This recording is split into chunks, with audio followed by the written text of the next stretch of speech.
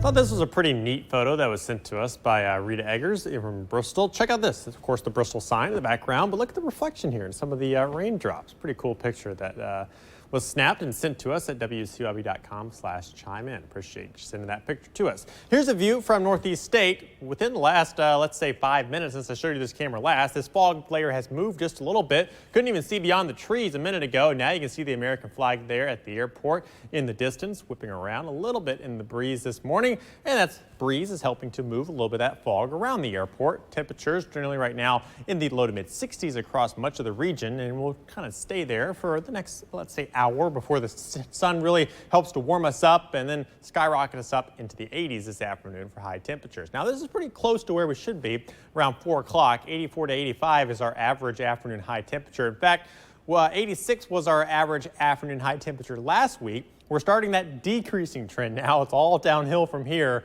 all the way down into winter when we start to see cooler temperatures, of course, during the afternoon. The average high now, 85.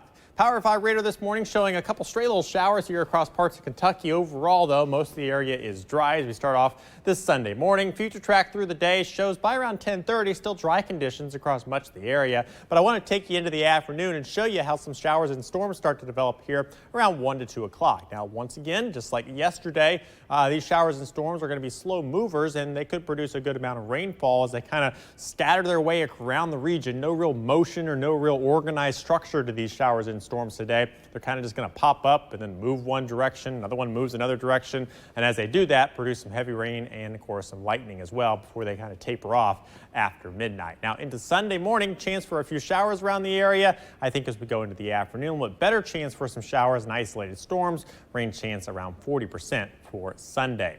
Let's talk about the downpours. Of course, they can cause some issues. This picture from Gate City last night of some of the downpours there that flooded out this yard. When you just get too much heavy rain in a short amount of time, that flooding is possible, especially creek streams, low areas, poor drainage areas where the water sometimes puddles. Watch out for that this afternoon as we see those downpours move through. Temperatures in the 80s this afternoon, looking for around 84 to 88 degrees across the region. We'll go for 88 in Johnson City, 87 in Bristol, across much of Southwest Virginia. Low to middle 80s in most of the area, and mid to upper 80s as we go into Southeast Kentucky. 7-day forecast looks like this. Notice through the next 7 days, continuing with that trend of temperatures in the 80s and low 90s, but a little cooler than we have been.